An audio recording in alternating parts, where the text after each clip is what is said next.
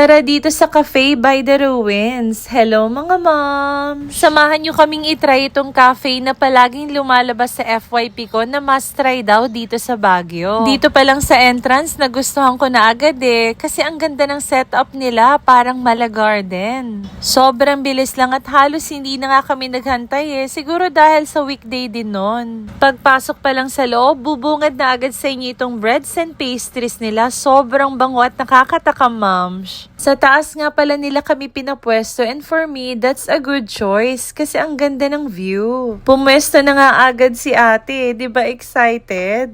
Nag-order si daddy ng Ice Ruins Coffee, Carabao Quesong Puti, tapos sa akin naman yung Ruins Longganisa. Si ate naman yung omelette.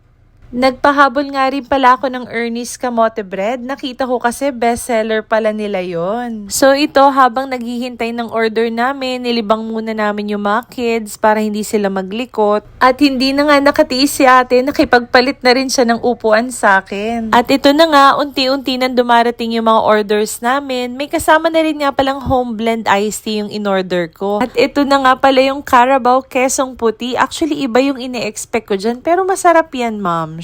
Tinaste test na rin siya ni daddy at in fairness, nagustuhan niya, masarap daw. Dumating na rin nga pala itong Ruins Longganisa, pati yung omelette naman ni ate. May kasama din nga pala yung pa-free fruits at ayun nga gustong gusto ni Soy. Sobrang tamis kasi ng fruits nila. Pero kung tatanungin ako kung ano yung pinaka nagustuhan ko, ito yun yung omelette ni ate.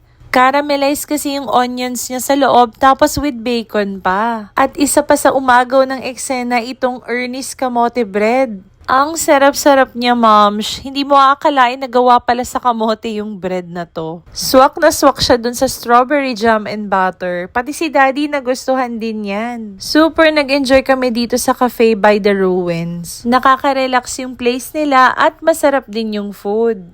This is a must try talaga, moms. Yun lang. Bye na!